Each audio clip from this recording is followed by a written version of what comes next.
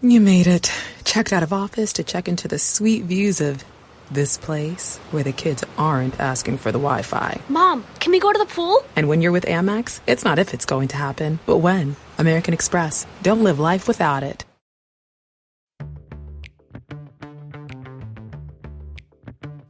Hey, it's Christine from Storyworthy. Today on the show, I continue my 11-year anniversary special with 4 more stories from my favorite 11 stories over the last 11 years. The first story is from actress Roxana Ortega. She shares a story about climbing Mount Kilimanjaro. They wake us up at 12:30 in the pitch black, and we start this ascent up the mountain for 6 hours. Up this icy incline, and they told us it's too high and it's too cold to stop, so we just have to go directly for 6 hours until we get to the top. And you're going to love this story from actor Larry Clarke. He worked as a caterer for Lauren Bacall's party. She pulls me aside and she goes, "You're pouring too much liquor in the drinks. You're going to get them drunk." And I go, oh, okay. That's a standard. Under my breath, I was like, it's a standard amount. I've made a lot of drinks. But, okay. And then she goes, and put the lids back on the little soda bottle. And she starts doing it in front of me, angrily. This was a good precursor to the rest of the night, because this didn't stop. And comedian Jon Reep shares a story about his father's very, very poor decision. And he buys this underwater repair kit. They have those. And he gets a backpack full of rocks to hold him down at the bottom, so he can fix it, but not float to the top, you see, where there's like oxygen and shit. And then you'll hear from podcaster Jordan Harbinger. He has a heck of a story, and this one is about being kidnapped. That was my first real red flag where I was like, uh-oh, this guy might not be legit. I'm like, hey man, just let me out here, or take me back. No, don't worry, I'm just going to ask for some directions. I'm like, listen, I'll pay you, just let me out. And then, of course, he gets me with, I thought you didn't have any cash, just a card. And I'm like, damn. Today on the show, I continue my 11-year anniversary special with stories from actress Roxana Ortega, actor Larry Clarke, comedian Jon Reep, and podcaster Jordan Harbinger. Stay close. Hey, it's Roxana Ortega. Hey, this is Jordan Harbinger. Hey, this is Jon Reep. Hey, Christine, it's Larry Clarke. Happy 11-year anniversary of Storyworthy. Fantastic. Congratulations.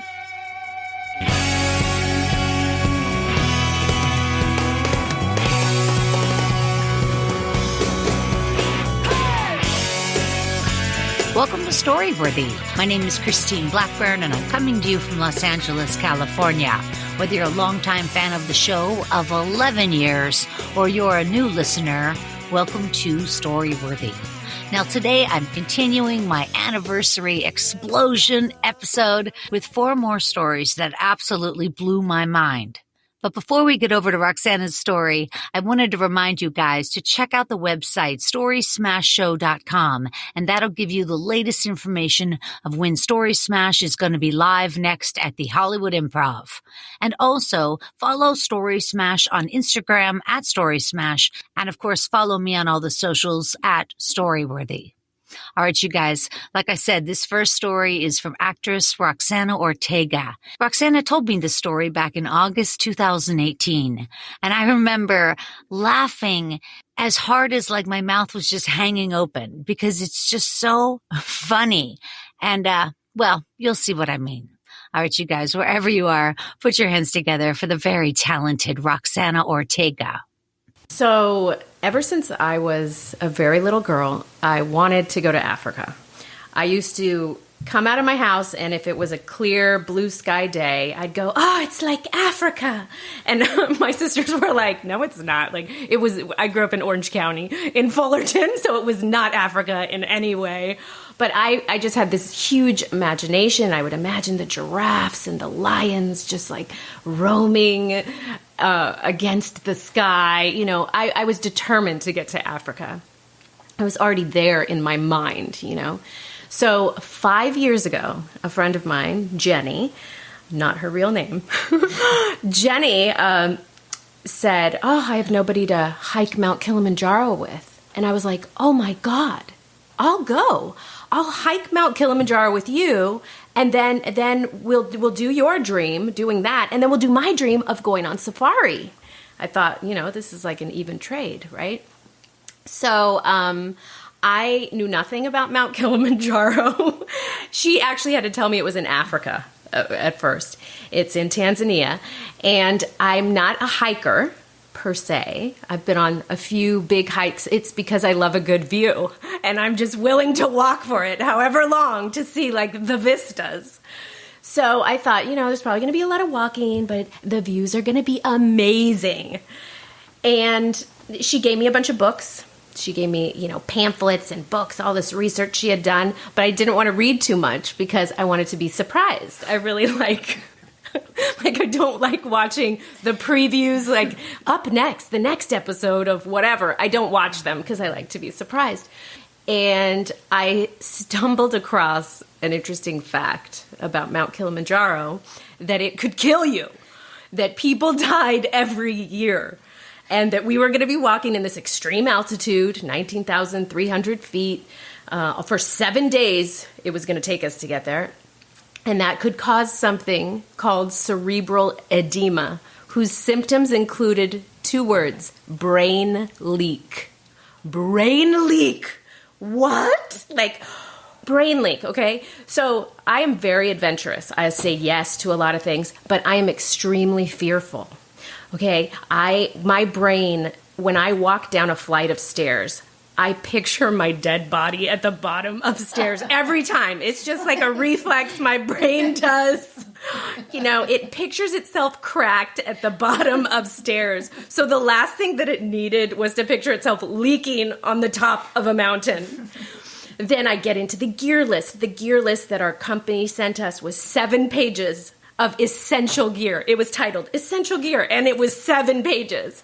And it had pictures and these words: neoprene sleeve, balaclava, gaiters, like all these words. I grew up in Orange County. I had jean shorts and a bathing suit. I don't know about this winter gear. So I didn't know what they were for, but I knew if I don't get them, I am going to die. And I hadn't planned on doing any sort of training, because I did stumble across in one of the books, you can't train for altitude, and I clung to that. I was like, great, no, I don't need to train. But I was so freaked out the week before that we left that I started doing Runyon Canyon, as if that's proper training, and squatting at the gym, doing all these things I never do. So I get on the airplane to Africa. I'm supposed to meet my friend in Amsterdam. We're meeting up. And I'm on the plane, and I'm convinced I'm going to get thrombosis. All my anxieties were coming up. So I start pacing around the plane, and I'm stretching my quads by the bathroom. I just can't sit. I got to keep my blood moving. No clots. I'm panicking. Okay, I arrive in Tanzania. We get to the base of the mountain. And there's some sign that's like, do not attempt to hike if, and there's 5 bullet points. I think one of them is sniffles, I don't know. It's like, if you've had a cold in the last few weeks, if you have congestion, I'm like, oh my God, do I have congestion? I think I have congestion. Do I sound congested? I'm flipping out. Our guides, we meet our 3 guides, 30 porters, and 7 other people we're going to go up the mountain with. And our guides immediately check our heart rate and oxygen levels and log it. So it felt very serious. The first night we're on the mountain, sleeping in our tents. Well, supposed to be sleeping in our tents. Jenny slithers into her little sleeping bag. She falls asleep immediately, right? It's her dream trip. I put on all my freaking clothes. I lie there. And I'm just petrified. I'm afraid of the cold, the OC, I'm afraid of the cold. I'm afraid of the wind. It was very windy. And I'm afraid of that brain leak, it's coming up in my head. So the next day, I told our guides all my fears, right? I'm like, oh my God. And they kept saying, don't worry, it's not a problem. That was their go-to response. I was like, no, it's a problem. It feels like a problem to me. I said, I had insomnia. I didn't sleep. And one of our guides said, "You are tired, so you will sleep." And I was like, no. Do you know what insomnia is? Insomnia? No, you're tired and you don't sleep. Do they not have insomnia in Africa? Like, what's going on? And I asked this same guide, I said, "How will I know if my brain is leaking?" And he said, "You won't know. We will know." I was like, no, that's horrifying. I won't know? Oh my God.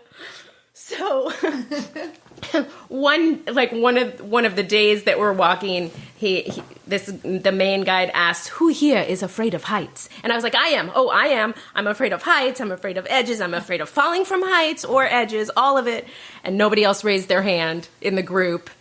And they're like, "Why are you on this trip?" You know, they had no idea I'm trying to get to my safari, right? The next day, we had to not walk, but scale a wall with all four of our limbs to get up this thing called the Barranco Wall. It's whatever. I did it, okay? But we were walking 7 to 10 hours a day. So you would fall if you didn't have your pole technique down. And I definitely did not have my pole technique down. So I was hitting the ground, just falling. And I kept glaring over at Jenny, like, "Man, your dream is dangerous." You know, just like, just starting to get like resentful. How did you bring me here, right? And finally we reach the night of the summit attempt, as they say, which they really should rename that night, the summit attempt. And they wake us up at 12:30 in the morning. We're at that point, maybe 15,500 feet. So we tried sleeping at extreme altitude, right? People are really feeling it. They wake us up at 12:30 in the pitch black, and we start this ascent up the mountain for 6 hours, up this icy incline. And they told us it's too high and it's too cold to stop. So we just have to go directly for 6 hours until we get to the top, hopefully see the sunrise, and then get back down way lower than 15,000 feet. So because it's so intense for your body.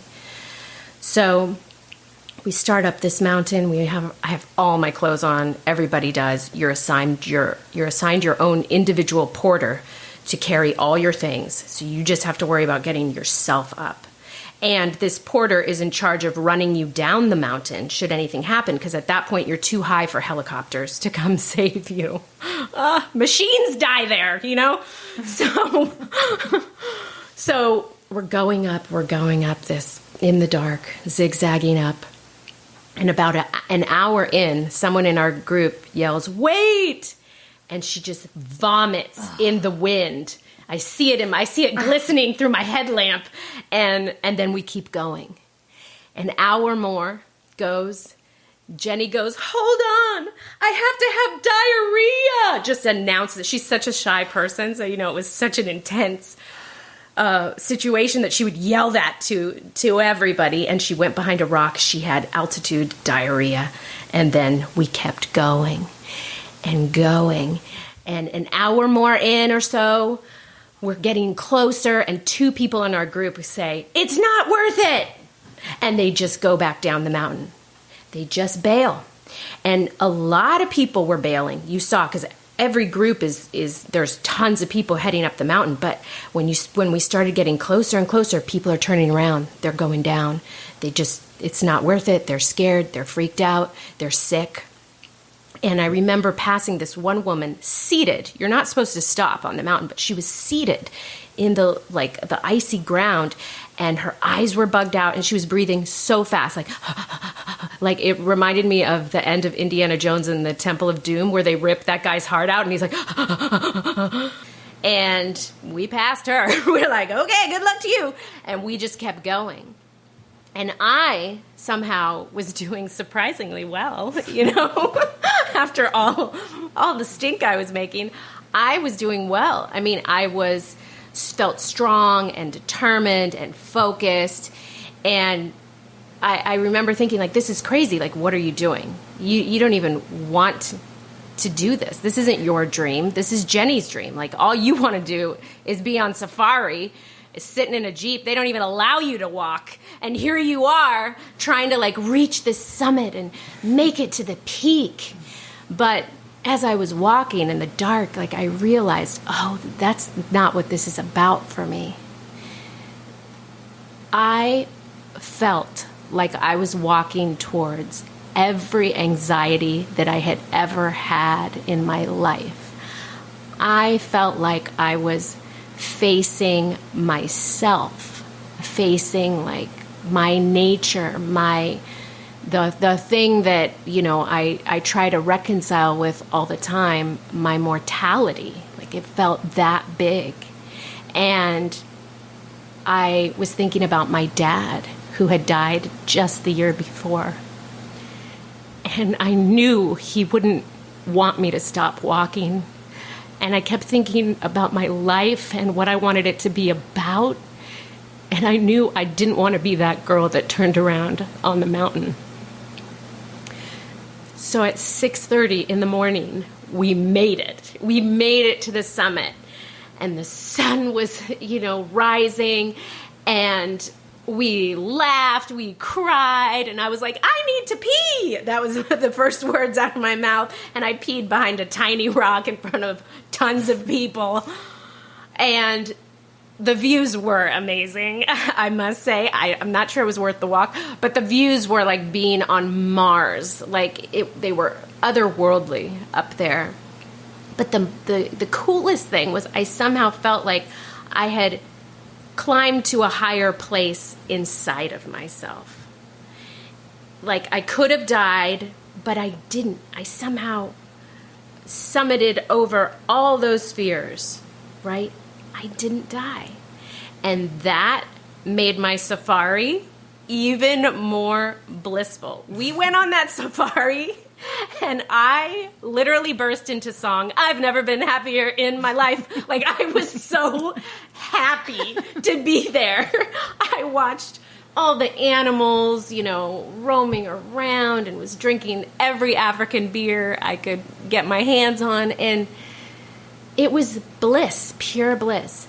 But it was more blissful because I had hiked that mountain. And I always remember that. All right. Was that a great story or what? I'm telling you, Roxana is so talented. You guys can find her over at roxanaortega.com. And, yeah, just a great talent. All right, you guys, the next story is coming from actor Larry Clarke, and he told me this story in August of 2019. Larry Clarke is so talented. He's an actor and a writer, and he lived in New York for quite a while, and this story takes place there. So wherever you are, put your hands together for Larry Clarke. You know, this is a hard story to tell because it was not a good experience. I learned a lot about celebrity. I learned a lot about Hollywood. This was in the early 90s.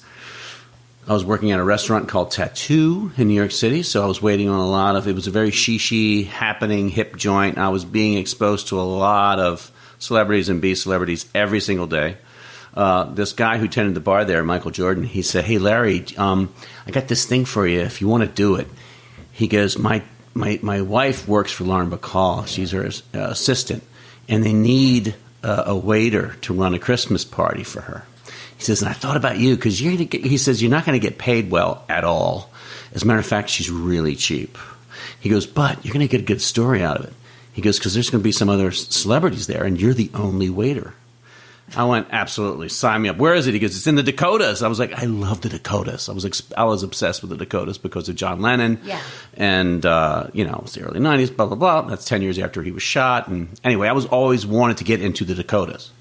And so this was my opportunity. And I wasn't that crazy about Lauren Bacall, but I was like, this is going to be interesting.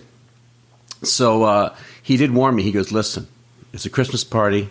She's cheap as hell. They're going to pay you. Right before you get there, you're going to get an envelope for $75. I said, $75? I mean, I was also working with Glorious Food at the time, which was a high-end catering company. And I was making, $17 an hour. But on Christmas parties, you would make double that. In other words, you would always get tipped pretty heavily at Christmas time. And this was Christmas. This was like December 18th. he was like, yeah, that's not going to happen. So I was like, whatever. This isn't for the money. I will go. So he set it up. He gave me the parameters. I walked up to the Dakotas. I walked right in. I could not believe it. I was so excited. And the guy was like, I expected a lot more like, hey, who are you? And, show you. I said, I'm here for Lauren Bacall. And he goes, hey, go up, go straight up. He was like, he didn't ask for any identification.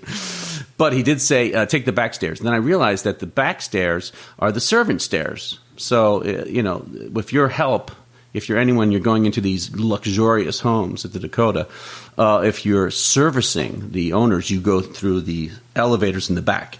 You don't go in the elevators in the front, which is whatever. But it's something to be noted. So I took it to the fifth floor, got out, and I was like, psyched. And I knocked on the door, and it started. And it did not stop for 3 hours. She whipped the door up, and she went, "Are you Larry? You're late." And I was like, "What do you mean?" I said, "It's 7:15. It's an 8 o'clock party." He goes, "It's 7:30." And I was like, "Okay." She goes, "Oh, hell, come in and put your stuff down." And she was crazy. And I walked into this amazing. They sold this apartment recently, I think, for $28 million. Oh my God! It had 20 feet ceilings, an unbelievable number of rooms. It was filled with artifacts and art. I mean, it was unbelievable. She walked into this whole other world. I was like, "What is this place?"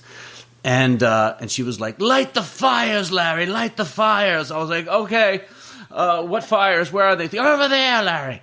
And so I said, "Light fires, okay." I was totally, I got that she was going to be eccentric, and I was totally in for this. I was going to keep my temper, and everything's going to be fine. So I started lighting the fire, and then I was reaching for something, and it dropped, and she went, "Oh my God, what did you do?" And it was the door slid open, and some books fell or something, and I went, "Oh, sorry about that." And she goes, "Good, right there." And all of a sudden, ding dong, she went, "Get the door, Larry." And I was like, "Is there anybody else here?" And he goes, No. He goes, "Get the door, take their coats.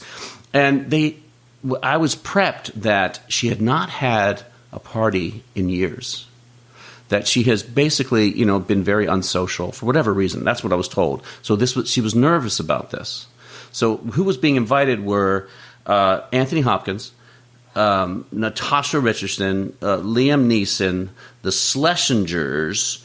Arthur Schlesinger was coming, and then another couple I didn't quite know. They were pretty big in the business world. And that's it. So it was a party of about, 9 people, 10 people. Like a dinner party, really. It was a dinner party, yeah. But I wanted to meet Anthony Hopkins big time. Yeah. At that time, Remains of the Day was in the theater. I had seen Remains of the Day, and I was blown away. I'd seen it the week before. And so I was just anyway, I opened the door, and there he is. He's the first to arrive. He's like, "Hello, hi, how are you? My name's Tony." And I go, "Hi, Ma." And she goes, "Oh, hello, Tony, how are you?" Take his coat. And I took his coat, and she hasn't told me. I haven't prepped anything for this party. I don't know where anything is. I'm holding the coat, and she's like, "Over there, over there." I can see her pointing with her head, "Over there, over there." So I go, "Yes, thank you." And I put the coat down. Ding dong. And then all of a sudden everyone's coming in. I'm taking coats. And she goes, Get him drinks, Larry. And I go, "Yes, what would you like, Mr. Arnold?" He goes, "Diet Coke." Okay, got a Diet Coke for him.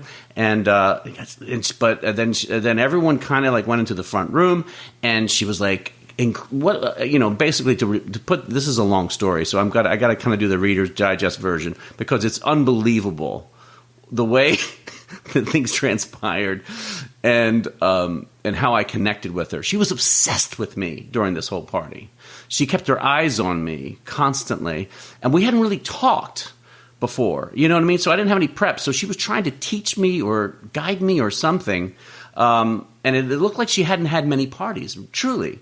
So she was so we all went to the first room, and everyone pretty much arrived, and she was like, make drinks. And I asked everyone for drinks, And I started making them, and I could see her looking at me as there's a little tiny little drink table. I'll never forget it. And it had little tiny soda bottles, and I'm making like little gin and tonics and like that. And she's staring at me. And so we stayed there for about 10 minutes, and we moved shall we go to the next room? She said, ha, ha, ha. And again, she's like laughing for everyone else and looking at me, kind of leering. So I got that right away. I was like, why is she treating me like this? Like, I've just got here. I'm a good guy. How old were you at the time? This was in the early 90s, so I'm like around 33, 32. Yeah. So maybe she's into you. She's not into me at all.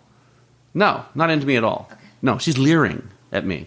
She's trying to speak to me with her eyes. So anyway, they move to the next room. She pulls me aside and she goes, "You're pouring too much liquor in the drinks. You're going to get them drunk." And I go, oh, okay. That's a standard. Under my breath, I was like, it's a standard amount. I've made a lot of drinks. But, okay. And then she goes, and put the soda bottle, put the lids back on the little soda bottle. And she starts doing it in front of me, angrily. And these little tiny little pony soda and tonics. And I'm literally looking at her like I have so much to do. And I go, am I literally going to be watching you make this point about pony bottles? This was a good precursor to the rest of the night because this didn't stop. Okay, so we go to the next part. She goes, get the wine, more wine. And Anthony Hopkins was unbelievably nice. He would look you in the eye. He treated me like an equal. And Liam Neeson was incredibly gracious. I didn't really know he wasn't that big then, but he was just becoming a star. Yeah, so and Natasha was gorgeous. Yeah. And they were chain smoking Marlboros and drinking tons of red wine. And so they all drank. She goes, go get the appetizers. And she's whispering under my breath, I'll be right back. And I go back there, and she had her woman that obviously works there every day. She was Mexican and didn't speak much English. And I tried to get some stuff out of her. I couldn't get anything. I was like, what do I do? She just handed me this tray, and I go out there and I give her the appetizers. And then she pulls me aside. She's like, what are you doing? She was giving me this little private thing like I'm fucking up. And I go, I don't know what are you talking about? She goes, no, we're going to go to dinner soon. Just stay on it. And I go, okay, all right. And by then, this feeling of being like starstruck starts to leave. Yeah. And now I start getting pissed off. I've waited on a lot of celebrities. Yeah. And I had been in, working on the Upper West Side for a while, since 1988. So I'd been there for 4 or 5 years. And all I did was wait on kind of people who, and generally they were all pretty cool. Yeah. And then, again, I was working at Tattoo. So, but she was starting to piss me off. I was like, you kind of don't talk to me this way, and it's like she needs you. Yeah, you do need me to pull off this party. Why are you making me nervous? Right. And now, why are you pissing me off? She came outside. She went, she goes, you use these glasses over here for the wine. She goes, these are bogey glasses. They're for our wedding. She goes, they're Tiffany. She goes, don't break them. Don't break them. And in my head, I'm like, okay, I'm not going to break them. But I'm like, why are we using these frickin' Tiffany glasses then? I'm nervous as hell, passing these things out, pouring wine in them. And then they all went and had dinner, and it was like a buffet-style dinner. And I literally started sweating and having a bit of a panic attack during all this because literally I thought this, oh my God, I'm getting so angry, I can't control it. So I had to I left the room, and I called my girlfriend at the time. And I was like, I told her, I'm going to leave. I'm just going to walk. I'm going to walk. I'm getting paid $75, and this woman's treating me like crap. And she goes, hang in there. She kind of talked me down. I go, this is unbelievable. I said, I want to take these bogey glasses. I'm going to just smash them on the floor. She goes, no, just hang in there. So where am I in the story? So they had dinner. And then she, at one time during dinner, and I was kind of hiding in the back room because now I thought about, every time I come out, I'm having this weird interaction with her. I'm going to stay away. Like, I'm just going to hang out. They all got their main course. I'm going to stay away. Yeah. And she went, where is he? I hear her echoing down the hall. She goes, where is he? Where's the boy? She called me boy. Boy! Like that, like barked it. And I went, boy. Boy. She says, where's the boy? I'm not a boy. And that's where that slave feeling started to kind of kick in. And everything started kind of, the way she had treated me with every moment leading up to that, now I was pissed. Wow. And every moment. Probably I stayed there for another hour until the end of the party, but I could have left every 5 minutes. I was like, should I leave? No, I'm going to stay. But now I'm pissed. So she went, Larry, she goes, take the coffee orders. And I went, okay, I'll be right back. And I went to the kitchen, and they had set up this huge classic, coffee and tea service had been set up with these, very expensive china, coffee and tea glasses, and this huge, what is it called? Decanter. A huge coffee decanter, yes, and it's all glorious, and it's on this big silver tray. I picked it up, and it's heavy as hell. And I start walking it down, and in my head, I'm thinking, I know what she wants me to do. She wants me to stay in that little room. They were in a little tiny room, and she wants me to pour coffee for everybody. And what would you like? Coffee, cream, and then you pour 10 cups of coffee. Already I'm sweating, I'm angry, and I'm in my head, I'm thinking, there's no way I'm going to do this. There's no way I'm going to do this. So as I'm walking down the hall, Anthony Hopkins is walking the other way towards me. And I'm walking with the silver tray, and I just seen Remains of the Day, and it's just he and I. And he walks straight towards me, and in my head, I'm like, I am you. I just felt like saying, I'm an actor. I am you. And I just watched you. And I'm more than this. I wanted to say it. And he went, excuse me, where are the bathrooms? And I was like, down the hall, Mr. Sir Anthony. Oh, God, look at me. I'm always going to be a waiter. I'm always going to be this. I'm tragic, just like in your movie. My life's going to be a tragedy. I'll never do what I want to do. So anyway, I walked all the way down. There she was. I put it that coffee service right in front of Lauren Bacall. And as she went, Larry, Larry, and I just turned, and I walked. And went, Larry. I just walked away. And then I stayed away for the rest of the party. And they all finished their coffee, made coffee themselves. Oh, I'm sorry, this is America. Oh, you got to make your own coffee. I'm sorry if I didn't, serve you correctly. And then they left, and she laid into me. And she said, I don't know where you think you've done this before, or why you even think you qualify as a professional. And I stopped her and I said, listen, I am a professional. I work for one of the best catering companies in America, Glorious Foods. I've been in the service industry now for the last 15 years. I know exactly what I'm doing. And you should have called me in an hour earlier, and we could have gone over this party. And I needed an assistant because your place is so damn big. I said, but you didn't do that, did you? She goes, what? And I totally gave it back to her. And she's like, well, I was told that you were a professional. I said, again, I am a professional, but I should have had a captain on this party. And you didn't want to spend the money, you didn't want to do that, so that's fine. But I can only do so much. Now I'm going to, clean up. And it was interesting when I gave that little bark back at her, it shut her up. And she got this little smile on her face, almost like she enjoyed it. And that kind of rat-a-tat-tat back and forth kind of continued. And then she started asking me about what I did. She started opening up in a way. She was, so you're an actor, She kind of opened up on that a little bit, and she told me a couple of bogey stories. Then it was just her and I. The guests have left. I mean, the workers left. It was just her and I in this huge place. But the whole tenor of the night changed. And now, somehow in all this, I'd gotten her respect. Yeah. And now my view of her had changed. So now I thought, you know what it was? I got through it. Whatever it is, I told her, you don't treat me this way. And she was like, he's right.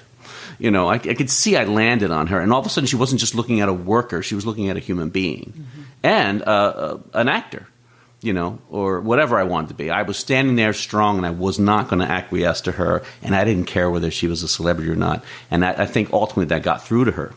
And I just remember us finishing up the dishes, and I was cleaning those bogey glasses, and she started telling me stories.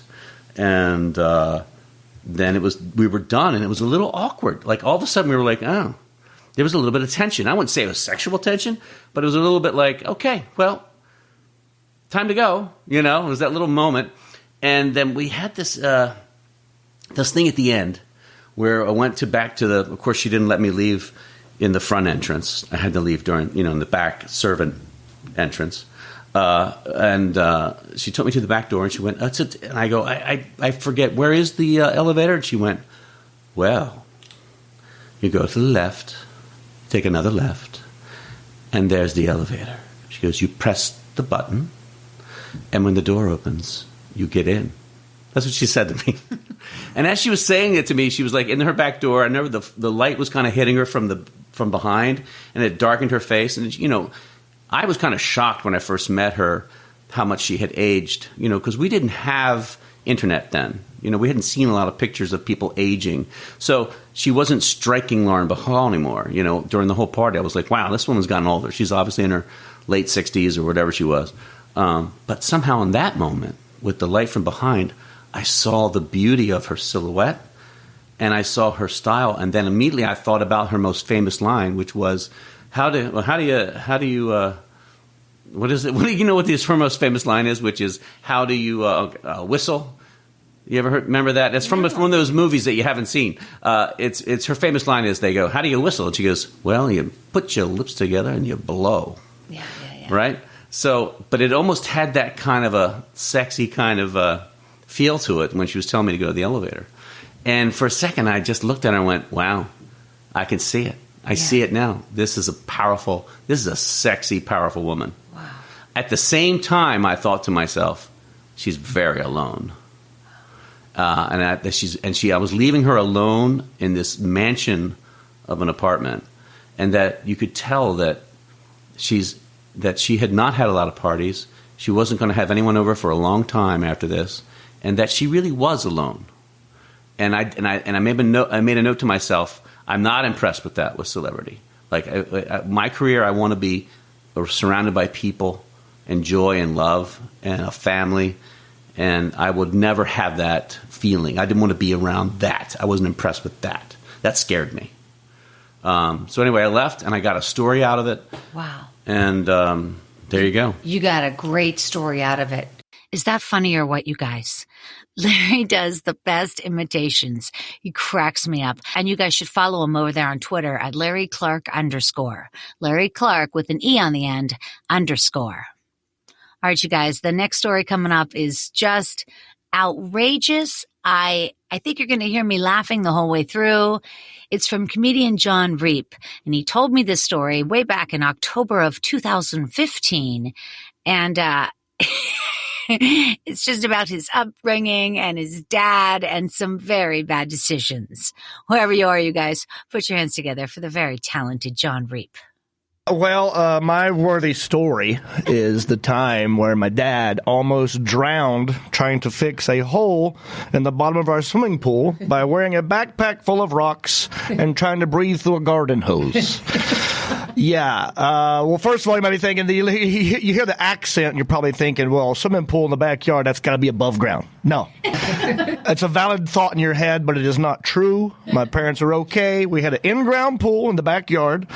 Had a deep end, had a shallow end. It kind of had the lining in it. And one day, not the cement kind, actually had the lining, you know. And the lining got ripped at the very bottom of the deep end. And he had to fix it himself, which was fine. But he could have easily let all the water drain out first. But that would have been simple, safe, and efficient. He's like, so he goes out and he buys this underwater repair kit. They have those. And he gets a backpack full of rocks to hold him down at the bottom, you know, so he can fix it, but not float to the top, you see, where there's like oxygen and shit. And then he's going to use a garden hose to breathe through. And I wish you could have seen this, because there was a moment where he was actually like hanging on the side of the pool in the deep end, okay? He's got a backpack full of rocks on his back. There is a garden hose coming out of his mouth. There's duct tape everywhere. No leaks here. And he's hanging on the side of that pool, and he started thinking, this is pretty stupid. But it was too late. He was locked in, and he gave me and my brother a quick little speech. And our job was to just stand there and hold the hose for him at the top. 2 8 and 9-year-olds just stand there in charge of their father's life. And he's hanging on this thing like, all right, listen here. This is important. If you two boys feel your daddy tugging on this hose, that means abort mission and pull my ass back up. So he goes underwater. He's down there. I give him 10 seconds. And, of course, the water pressure, or maybe the fact that his lungs are not strong enough to pull air under 9 feet of water, one of those two, I don't know, prevented him from breathing.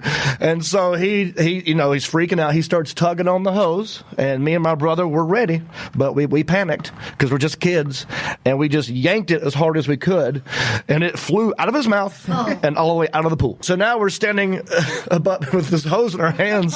He's down there with no lifeline.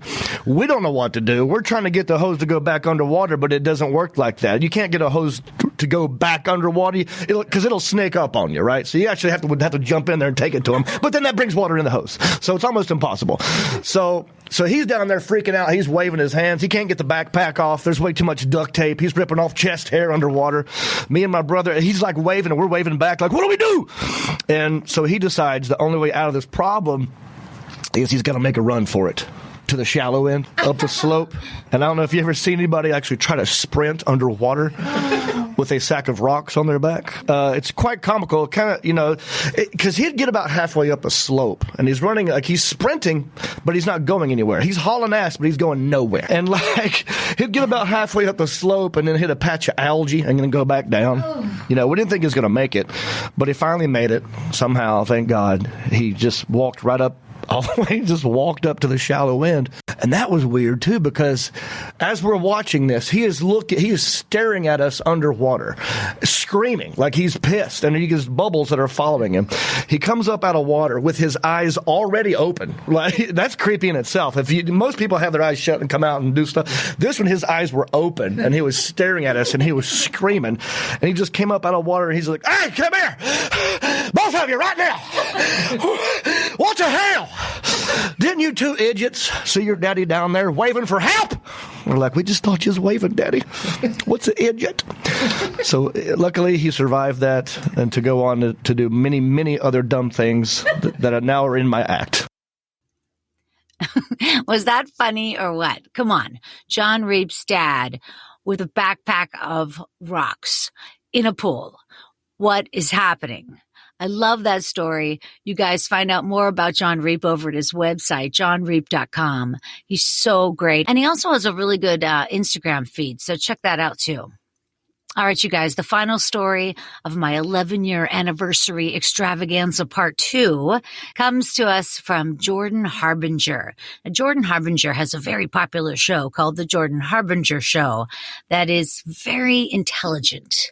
That's what it is. It's intelligent. He's talked to everybody from Oliver Stone to Malcolm Gladwell and a lot of other thought leaders. He is a really interesting guy himself. You'll hear when he tells you this story that is titled Kidnapped. So yeah, get ready. And Jordan shared this with me in 2013.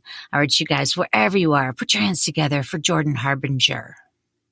So I'm in Mexico City, and I'm doing this nonprofit work, which is actually just kind of a load of crap because this is how I got the job. I emailed an email address in cyberspace when the World Wide Web was probably like black and white, and you had, click things using like the keyboard to highlight it. And they were like, "Sure, come on down and you can have a job at our office." So I flew down there. That should have been my first clue. I flew down there and I started doing air quotes work with this nonprofit exchange student organization that I had gone to Germany with a few years prior. And they had nothing for me to do whatsoever. When I asked when I should show up to the office, they said, whenever. And I was like, 9, 10, 11. They were like, "Sure." If I got there before 11 a.m. at any time, there was never anyone there. And after about 2:30, 3 p.m., there was never anyone there. And when I got there, I basically didn't do anything. They wouldn't let me clean anything because that was someone else's job, but I also couldn't email I had no purpose whatsoever. So I started just making friends with random people. And there's another guy there who was a German guy who's about my age. And we lived in the same place for a while, and then we got separated, and I ended up sleeping on a rooftop in like a barrio, which is like a neighborhood in the middle of nowhere on the outside of Mexico City. And one day we decided, this is in the year 2000 or so nobody had mobile phones really. There wasn't a whole lot of communication. So we decided we were going to meet at some bar that we saw in a book in the middle of town, and we were going to do that around 9:30. So I dress up in my finest cool guy Banana Republic chinos and like button down or whatever because we're going to hit the town, and I stand outside my rooftop area where I decide, all right, I have two transportation options. There's these old school buses painted with like giant murals of Mariah Carey in airbrush that like take 3 hours to get you anywhere because they stop on every block picking up all the old Mexican ladies. Or I can just suck it up and take a cab. And I thought, all right, I don't need to sweat for the next 45 minutes on my way to this bar, so I'm going to take a taxi. So I flag down a cab. And like any good idiot tourist who's 20 years old, the first thing I say is, hey, man, I don't have any cash. All I have is a credit card, so I need to go to the ATM before you drop me off. And he says, no problem. So Mexico City, if you've ever been there, is like a bowl shape in that the center of town is in the middle, and all of the crappy areas are on the outside and on these mountains. And I was pretty high up, but not all the way up. And if you go towards the city, towards the light in the center, that's when you know you're going towards downtown. So we started going around the edge of the bowl a little bit, and I'm like, all right, whatever. Maybe there's some traffic or something, or maybe he knows a different way. And after a while, I'm like, hey, man, what's going on here? And he's like, oh, I just need some directions. And that was the first red flag, because getting directions to the center of town in Mexico City is like being in Washington, D.C., and being like, take me to the White House. And the cabbie's like, geez, where's that? Let me ask somebody. I mean, it's not going to happen. So that was my first real red flag where I was like, uh-oh, this guy might not be legit. And so I'm driving. And I'm like, hey, man, just let me out here. Or take me back. No, don't worry. I'm just going to ask for some directions. I'm like, listen, I'll pay you. Just let me out. And then, of course, he gets me with, I thought you didn't have any cash, just a card. And I'm like, damn, because I didn't have any cash, and my plan was to just get out of the cab and then, like, figure it out or just not pay and be like, whatever, dude, see you later. But that didn't work. So he wouldn't stop, and then we kept driving. Meanwhile, I'm, like, freaking out, thinking, like, at what speed do I tuck and roll and, like, dive out of this moving car? And he stops in front of this, like, really crappy cinder block building that looks real sketch, and, like, it's really dark. We're on, like, a dirt-ish road that was, like, paved one time and has been ground into gravel. And I'm like, don't get out of the cab. Meanwhile, I was seated behind the driver diagonally, and I'd since slid to sitting right behind him because I was like, I need to be able to sort of control the situation a little bit more. And when I was 20, I was actually bigger than I am now. I was about 209 pounds, so I was about 30 pounds heavier than I am right now. I'm 180, and I'm not that small at 5'10", 180. So I was 30 pounds heavier than I am now. You can see the picture on the website if you need a visual. And it was mostly muscle. I was mostly working out all day because I had nothing else to do. And so he said, listen, I'm just going to ask for directions. We're at my friend's house. Let me out. I'll be right back. And I said, don't get out of the cab. And I put my arm between the driver and the door. He didn't see that. And he was maybe late 40s, early 50s. He didn't see that. So he said, okay, relax. This is all in Spanish. So I'm paraphrasing here. That's when he makes a fast one to go for the door. And a little struggle ensues. And I mean little because he was probably like 140 pounds. So I had like 80 pounds-ish, 70 pounds on this guy. And he couldn't get past my arm. At first he didn't know why, because he had the handle and he was pushing, but I kept throwing him back into his chair. And I realized, if anyone is in this house or anybody knows who this guy is, they're going to start to get a feeling that something's wrong here, or he's going to hit the horn or whatever, or start screaming. So I reached up and I grabbed the back of the seat. I pushed, rather, the back of the seat with my chest, and I reached around the seat with both arms, and I put a death grip on this guy's neck until he stopped moving. And that didn't take very long. It only took a few seconds. And he couldn't do anything. He was flailing around, whatever. And so I got out of the cab, and it took me a while because the locks were broken, or maybe they were rigged that way. I don't know. So I opened his door from the inside. I take him and I throw him out of the cab. And I try to drive his car, but it's a stick. And at this point, I'm freaking out, and I can't really remember how to drive a stick shift vehicle. Plus, it's got like a sticky clutch. And I'm like, okay, to hell with this crap. I don't know how to get out of here. So I took the keys out of the ignition, and I chucked him into the dark. I should have probably kept those in my hand, but I chucked him in the dark. Meanwhile, he's not moving. He's on the sidewalk, or what might be called a sidewalk, and I'm looking around, there's no one around. No one seems to have heard anything, and he wasn't screaming because by the time I'd even opened the doors to the car, he was already out. So I laid him down, I pulled his body into a shadow, and I just hauled ass back in the direction we came. I probably ran, I don't even know. It might have been half a mile, it might have been a mile. I mean, at this point, you're not really measuring. No one would stop for me, not surprisingly, because here I am, like, wearing Banana Republic crap, like chinos and like a button down, like a purple button down or blue or something, probably soaked through with sweat.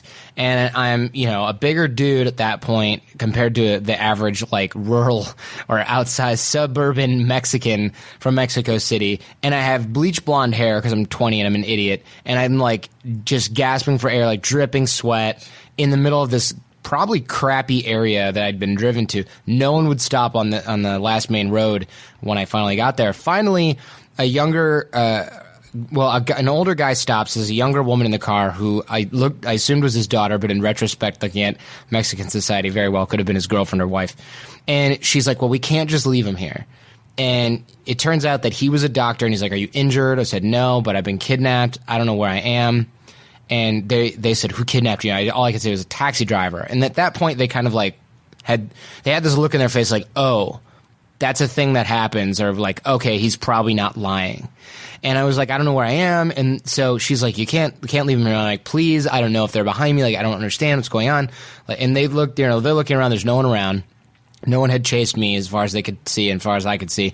So I got in the backseat of the car, and they drove me to a metro station and just let me go. And I was like, and in the car, I'm freaking. I'm like, I need to go to the cops. Take me to the police station. And they said, that's when they explained. They said, listen, don't go to the cops. If you know what's good for you, do not go to the cops, because they probably will come and get you and bring you right back here.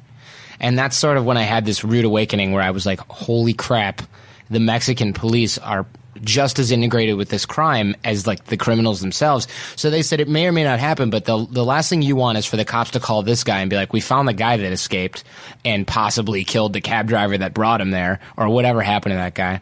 And so I thought, okay, I'm done. I immediately packed up my stuff and got the hell out of there like the next day. I slept over on my roof because I was in a little bit of shock, and then I packed my crap and I moved the day after. Was that good? Huh? What did I tell you? You guys can find out a lot more about Jordan over at his website, jordanharbinger.com. All right, you guys, thank you again so much for tuning in and listening to Storyworthy.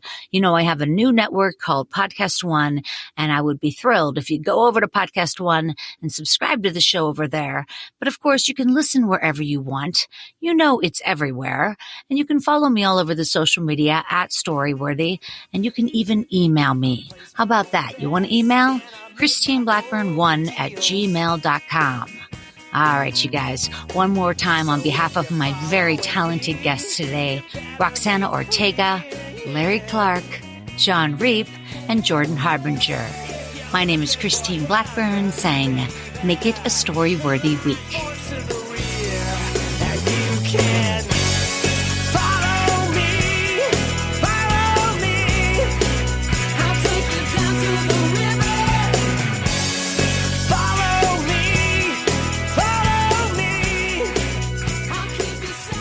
Thanks for joining us on the Storyworthy podcast.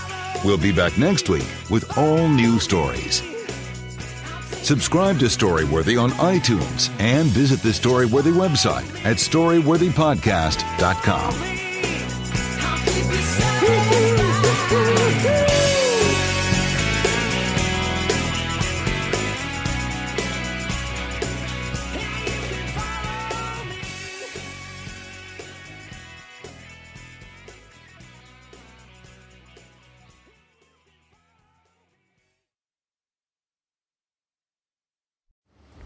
You made it. Here. Finally. Checked out of office to check into the sweet views of that place you've always wanted to go. You know the one. It's nice. Even the kids like it. This place is so cool. And they never like it. Mom, can we go to the pool? Look at that. Not even asking for the Wi-Fi. When you're with Amex, it's not if it's going to happen, but when. American Express. Don't live life without it. Have you ever lifted a piece of furniture and found the carpet underneath looks brand new, while the rest of it looks, well, not brand new? That's when you realize you need new carpeting. At the Home Depot, we have a wide selection of all the top brands. Best of all, we'll install it for you. And even better than best of all, we install it free. So all you need to do is choose from our hundreds of styles and colors. Start your installation today at the Home Depot. How doers get more done. Minimum purchase of $4.99. Exclusions apply. U.S. only. See store for details.